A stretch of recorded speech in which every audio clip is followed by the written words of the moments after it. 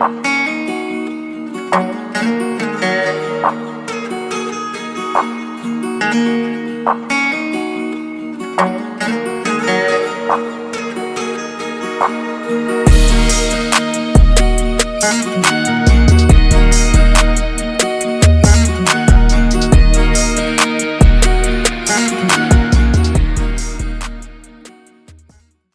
back to Cooper's Old Time Pit Barbecue here in Aggie right off the bypass. This is Ribs, as he already showed you, Real Estate and Ramblings. I am your host, Roy May with Bach Realty Group, and today I have Randy Hermes with me. He is the owner, proprietor, if you will, of 808 Tech, right?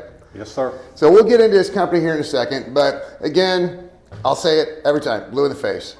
Come to Cooper's. You come to College Station, you got to stop by Cooper's. It's great barbecue, run by great people. So stop by. It's right off the bypass. Come get you some barbecue. You will not regret it. Randy, thank you for coming. Oh, I'm glad to be here. So, and I tell this, quite a few times. Really, the entire premise behind this show is to really highlight the special people that we have in the Brazos Valley. And I think Randy's one of them. I've known Randy for years. He's not only a fantastic person, but he's a fantastic professional. He's great at what he does, and we're definitely going to have like an 808 pitch, like commercial to end this one, so you guys know everything that 808 Tech does and and how far they do it, kind of the region you guys work in. But what I really want to start with is, and again, because there's so many great and unique people here in the Brazos Valley, it takes a lot to make a decision to strike out on your own and start your own company. So what was really the drive to say, you know what, I think I can do this, like I can do this, instead of working for somebody, like I can do this? Like, what was it? Like, was it a certain point thinking that, okay, yeah, I think I know enough at this point, or was it just you wanted to kind of be your own boss? Well, I've always been have the entrepreneurial spirit. In college, I actually had a record store on Northgate.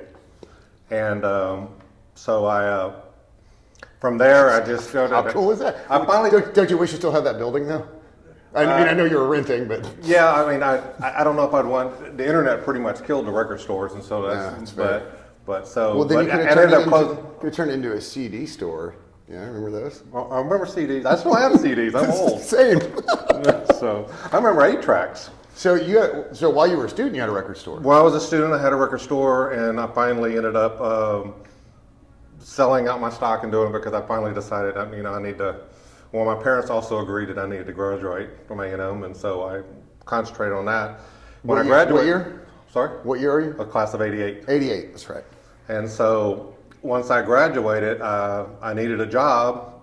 I kind of looked around and stuff, and also during college, I worked on nightclub systems, sound systems, video systems, lighting systems, things like that. And so when I graduated, I ended up just the job market was so-so, and so I ended up saying, well, until I find a good job, I'll just start doing what I'm good at, working on sound systems, doing things like that. And well, here we are. So, and that's it. Thanks so much for coming, guys. Yeah, I appreciate it. Thanks for coming. No, okay, so that lands you in the industry, but again, from there to starting your own company, here in BCS, was it something you thought that you could provide that wasn't here, or did? And again, like, I'm not trying to knock on anybody. Being an entrepreneur is having that confidence and feeling you can do it. Well, when I first started in the industry that I'm in, we do sound, video, and automation, and networking, surveillance, security, and stuff. When I first started in this, back in the 80s and 90s and stuff, it was a fledgling industry. I mean, people were not putting speakers in their houses. They weren't doing a lot of things like that, and the automation was very primitive, things like that. And so I was always interested in it. I was always kind of an audiophile, so I was into audio. I'm big into music, and so I said, I can make a go at this. And at that time, it was already a rising industry. And like I said, when I first started it was going to be a temporary thing until I could find a real job. And so, but it turned into a very real job, and so now we're not only here, but we expanded in Austin and Houston as well. No, so when did you stand up the company? Well, I actually started my first company the first official company in 1997. And it was called Electronic Interiors. Okay. And I had it for 16 years. And it was here? It was here. Okay. Worked for a lot of the builders here in town. I've done a lot of the commercial projects here, a lot of the restaurants and stuff like that in town. Many of the houses here in town. And then I had it for about 16 years, and then I got into where I was going to start adopting children. And that took me to the Eastern Europe, right, to Latvia and Ukraine and stuff. And so at that time, I was doing that, sold my business, did that for a while, and then when I kind of came back from that, then restarted the business with a partner. I do have a partner now. Okay. Because I told myself it's just too much to deal with on your own. I said, if I'm ever going to do this again, I'm going to have some help. Need some help. Yeah. I need some help, and so I got a partner. And so, was it somebody that you'd worked with before or knew, or just? It's somebody I contracted with my old company for years and years. Okay. He did a lot of my wireless. He's more into the networking side, computer, things like that. And so it was kind of a no-brainer for, when we started this, to go ahead and you kind of combine forces, right? Right. Yeah, we've combined forces, and then we expanded our offerings. And so at that time, we decided, well, you probably need a new name and stuff, because we're kind of doing some different things. And then we came up with the name 808 Technologies. And anything behind that? Yes. So I'm a big musician. And back in the 80s and stuff, the 808 digital processors and drum machines were huge. And so when we were looking for a name, we couldn't find anything that wasn't already taken. And, or that didn't suck, right? Yeah, exactly. And so when we went on the internet, we were trying to find a URL for a company. Everything was taken. It's like the internet; you can make up a word and somebody's registered it. Somebody's already got the website. And so it was actually my son, one of my sons, who's a huge musician, also said, "Hey, why don't you use a number? I mean, 808 is a big number for you," and so it kind of relates to what we do, and so. Do you pay your son monthly royalties for that little? Oh, I pay my son plenty, so don't worry about that. So. Well, and we'll kind of get into, and again, I want to get back to it just so you really have an opportunity to tell everybody really, and it might take a little bit, but talk about really kind of everything that you guys touch in, because again, I bring people on not just to talk about it, but I want to help promote your business, because it's a great business here locally, and the fact that you've expanded generally means you're pretty good at what you do, unless you're just completely out of your skis and reckless, which we're getting the hang of it. That's good. Yeah, that's good. Well, business is a moving target, right? When you're an entrepreneur, it's never just so easy as from point A to point B. It never stops. I mean, it's when I first started a business, I thought it was going to be one day I was going to come to this point where I had it all figured out, and I was going to be able to sit back. And you're the president, and you have all these managers. Yeah, and I get to sit back and kind of watch it happen. And here I am, I'm still getting up at 5 o'clock in the morning and working until 7 or 8 o'clock at night. But that being said, I'm one of the lucky ones. I love my job. This is, we'll say, labor of love, right? Right. Yeah. And everybody says if you love your job, you don't work a day of your life. I don't believe that. You still work. You still work, because there are days that I'd rather stay in bed. But going to work is not a big deal. I enjoy it. I enjoy working with the people that we work with. Another reason I stayed in College Station when all my college buddies left after graduation is because the people around here are just awesome. It is. Well, yeah, and that's honestly one of the biggest parts about this show is the Brazos Valley is full of so many unique and amazing, business people and entrepreneurs. I'm sitting next to an entrepreneur. The educators. We had Mark on, right? Politicians. Believe it or not, we like our politicians in this town. I know Aggie Land's totally weird. Like we're just in our own little bubble, but it's and that's what's unique about it. And it's so easy to stay in this community because you know what the people are like. Right. What the most unique thing about this community is the fact that it's not a small town, but it still has that kind of small town vibe. It does. And that's one thing I like about it a lot. And, have good friends here, and great place to raise children. Well, and the one thing I always also try to tell people, I grew up outside of Houston. If I want to go to an Astros game, it's an hour and 20, 30 minutes away. If I want to go to Dallas, it's a couple hours. These are all day trips. Very centrally located. Yeah, it's kind of like perfectly in the little triangle, and the Brazos Valley is just so great. But again, it's the people are really what make it. And the opportunities for businesses in this town, it's almost unlimited. Right. If you do a good job and you treat people well, they'll treat you well back. Yeah, and you're gonna be successful. Well, and exactly. It's and I'll tell you one thing that we absolutely lack in this town is we don't have enough chicken finger joints or nail salons. So if you're thinking about opening one, we could probably use another. But We don't have enough live music either. I wish we did. well, but as things change, and you have Aggie Park now, which is kind of adding a dynamic. I think it's coming along. I think it's coming getting along. there, and the tap has always been there, trying to we push live music. We're gonna change gears here. So you have more than a basketball team, but less than a football team. You have 7 kids. All right. Yep. Right, 7. Well, 7. Well, he was like, I'm fairly certain it's 7. Like that's the last number I remember, right? Well, I sometimes have to think too. So yeah. Okay, yeah. I do. When we used to go to airports and stuff, I would count them just to be sure. Well, it's probably because you watch Home Alone too often, so you got to make sure you have Kevin, right? But you have a very unique kind of family dynamic, and because of it, you have a unique tie really to the Ukraine. And I don't want to get too personal, but I'd love for you to just kind of talk about how that came about in your lives and really what it's meant to you. And then we're going to get to getting to be an Aggie dad with him too. We'll get to that part. Okay. But just kind of how that all came about and really what it's done to your kind of family dynamic. Well, I'm adopted.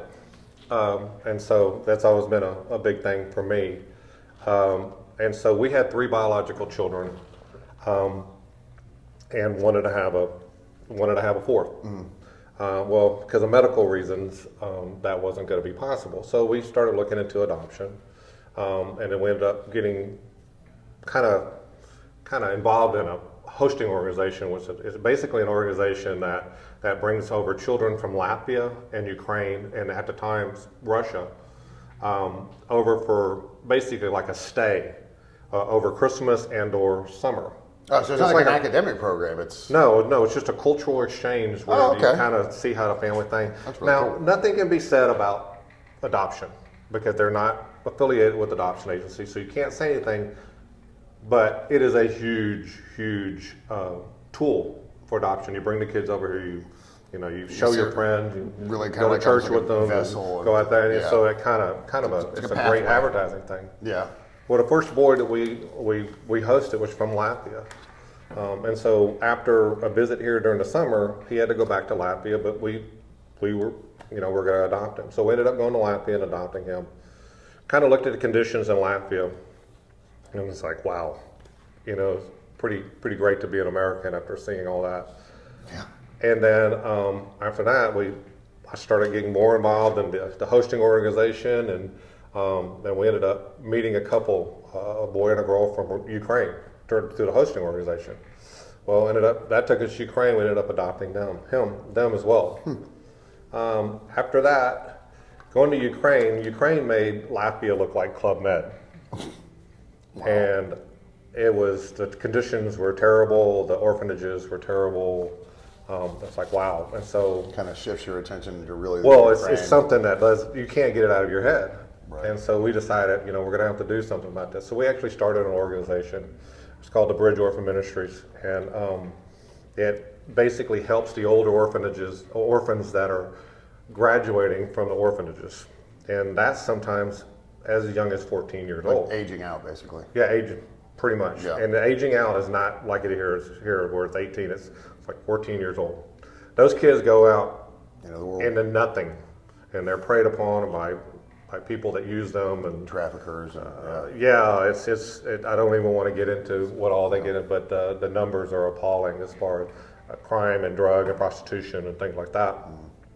So our organization kind of raised money to help these kids get into apartments where they could learn skills and kind of learn how to live, and then go on and try to help them to get jobs. I was going to say maybe it's like teach a vocation or a trade, something along those lines, like try and help them develop into professionals. And it was basically partnering with a church called the Exodus Church that was out of Russia, who people for that church were just incredible. I mean, they helped these kids. They would go to orphanages and tell them, hey, when you age out, I mean, they literally walk single file out of the orphanage with a paper bag in their hand with the little bit of stuff that they have.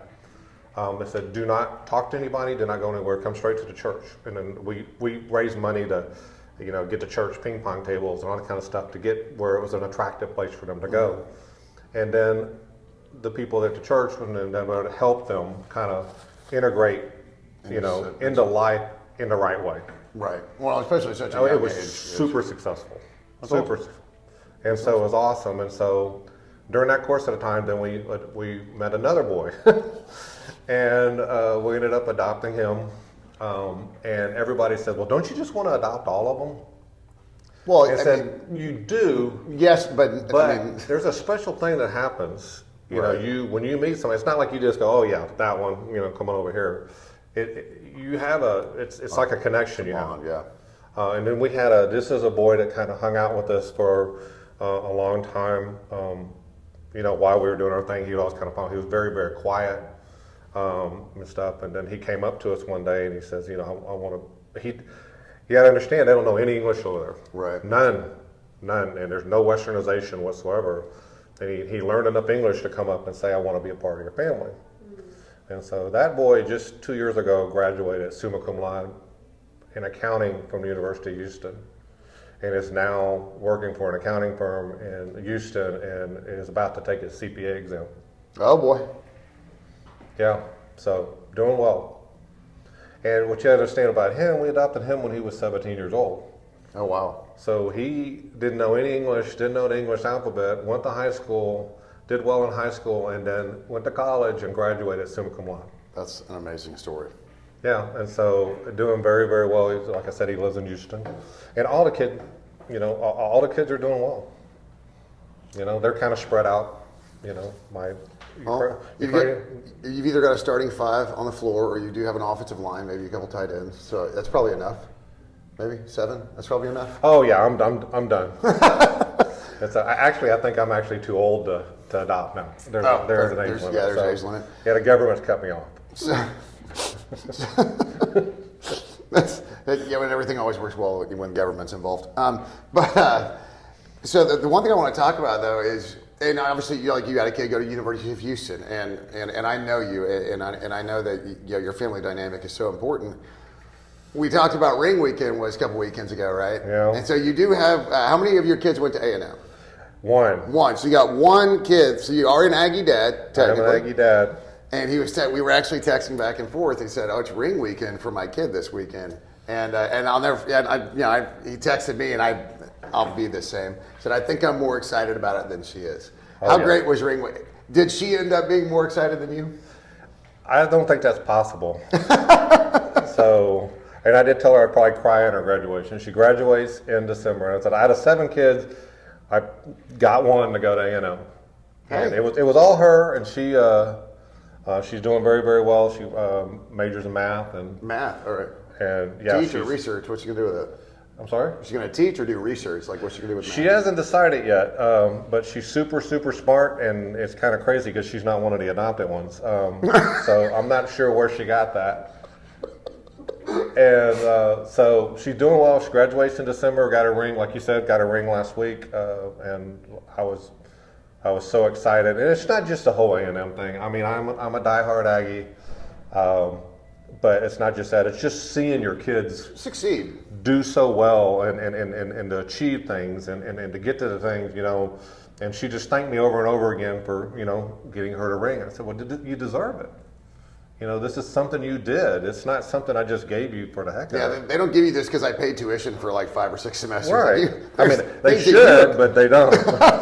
But it's things that you accomplish, and to see your kids hit milestones in life is so great. And the fact that it's an Aggie ring and being A&M, I understand that there's a little bit. It's a different kind of proud because it's the Aggie ring, and I think that's what's so great about the Aggie ring. It's kind of one of those like, hey, you've made it this far. Like, welcome to the Cool Kids Club kind of thing or whatever it is. But it's kind of an accomplishment within the accomplishments that you're working on.